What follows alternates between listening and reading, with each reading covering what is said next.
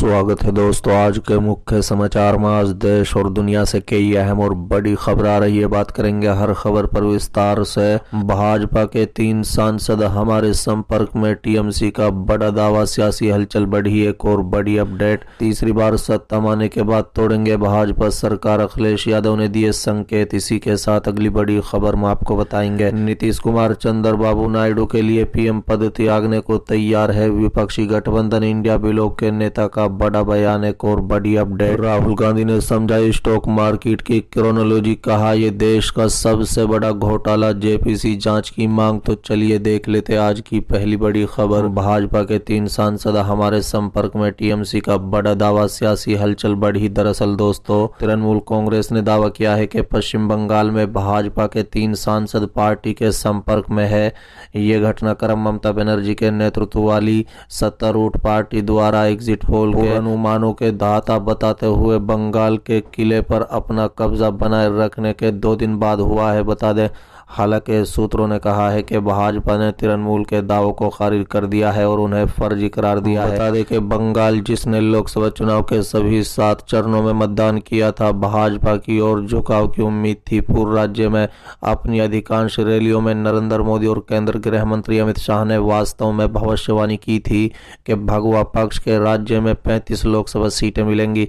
अधिकांश सर्वेक्षणों ने बंगाल में भाजपा के लिए भारी लाभ की भविष्यवाणी की थी, जिसमें भाजपा के लिए 26 से 31 सीटें और तृणमूल कांग्रेस के लिए 11 से 14 के बीच की भविष्यवाणी की गई। हालांकि तृणमूल कांग्रेस ने एग्जिट पोल के अनुमानों को ध्वस्त कर दिया और मोदी शाह की लहर के सीमित कर दिया।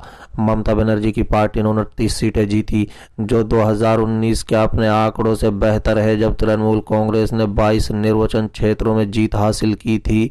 इसी बीच भाजपा ने पिछले लोकसभा चुनाव में 18 से कम होकर इस बार 12 सीटें जीती। बंगाल की सत्तारूढ़ पार्टी ने राज्य के शहरी और ग्रामीण दोनों क्षेत्रों में अच्छा प्रदर्शन किया कि भाजपा ने मुख्य रूप से उत्तर बंगाल और ग्रामीण क्षेत्रों में कुछ सीटें हासिल की। चलिए अगली खबर, तीसरी बार सत्ता माने के बाद तोड़ेंगे भाजपा सरकार, अखिलेश यादव ने दिए संकेत। दरअसल दोस्तों, देश में एक बार फिर से केंद्र में एनडीए की सरकार बनने जा रही है। सरकार बनने से पहले दिल्ली में एनडीए और इंडिया गठबंधन के कई नेताओं का जमावड़ा लगा हुआ है। बता दें कि चुनाव के नतीजों में एनडीए 292 और इंडिया गठबंधन 232 सीटों पर जीत पक्की कर पाई है। एनडीए के पास बहुमत की सीटें तो हैं, मगर गठबंधन इसे तोड़ जोड़ करने की प्रयास में लगे हुए हैं। इसी बीच इंडिया गठबंधन के नेता और समाजवादी पार्टी के मुखिया अखिलेश यादव ने बड़ी बात कही। दोस्तों, दरअसल दिल्ली में मीडिया से बातचीत में अखिलेश यादव ने सरकार बनने के सवालों के जवाब दिए और कहा कि सरकार बनने का और न बनने का है तो सरकारें बना करती हैं और सरकारें गिरा करती हैं। अखिलेश यादव ने अपने बयान से दिल्ली की राजनीति में हलचल मचा दी है। उनका कहना था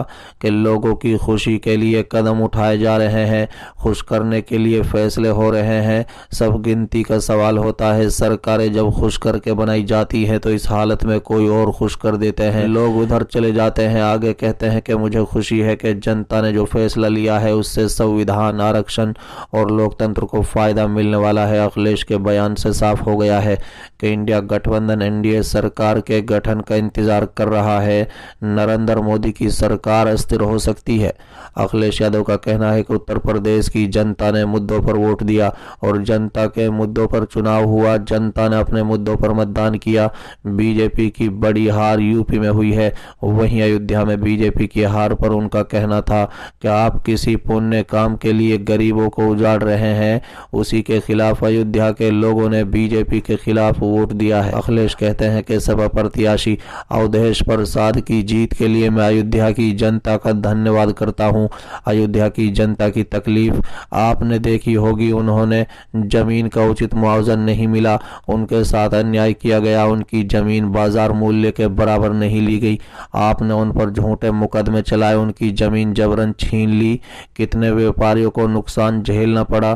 कई लोग वहां पर 100 साल से जीवन यापन कर रहे थे। चलिए अगली खबर, नीतीश कुमार और चंद्रबाबू नायडू के लिए पीएम पद त्यागने को तैयार है विपक्षी गठबंधन इंडिया ब्लॉक के नेता का बड़ा दावा। दरअसल दोस्तों, लोकसभा चुनाव के नतीजों के बाद देश में सियासी हलचल तेज हो गई है। चुनाव परिणाम में बीजेपी नीत एनडीए को बहुमत मिला है। हालांकि बीजेपी अपने दम पर बहुमत हासिल नहीं कर पाई। ऐसे में अब पार्टी को सरकार बनाने के लिए दूसरे दलों पर निर्भर रहना पड़ेगा। बता दें, इसी बीच विपक्षी इंडिया गठबंधन की ओर से भी कई दावे किए जा रहे हैं। चुनाव नतीजों के बाद कई तरह की अटकलें तेज हो गई है। इंडिया ब्लॉक के नेताओं की ओर से एनडीए के कई नेताओं को लुभाने की कोशिश की जा रही है। इसी बीच शिवसेना नेता संजय राउत ने सरकार बनाने को लेकर बड़ा बयान दिया है। बता दें, इंडिया गठबंधन चंद्रबाबू नायडू और नीतीश कुमार के लिए प्रधानमंत्री पद का त्याग करने के लिए तैयार है।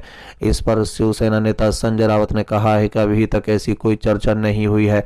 हमने पहले भी कहा है कि प्रधानमंत्री मोदी के पास अधिक संख्या है, लगभग 240 सीटें हैं, इसलिए हमने कहा कि पहले आप उनको बाद में हम। साथ ही राउत ने यह भी आरोप लगाया है कि 2014 और 2019 के लोकसभा चुनाव में भाजपा को भारी बहुमत मिलने के बाद मोदी और अमित शाह ने राष्ट्रीय सेवक संघ पर हावी होने की कोशिश की, लेकिन अब आरएसएस इस स्थिति में है कि वो निर्णय ले सकते हैं और मोदी को घर भेज सकते हैं। साथ ही उन्होंने दावा किया है कि मोदी को पार्टी के अंदर विरोध का सामना करना पड़ रहा है।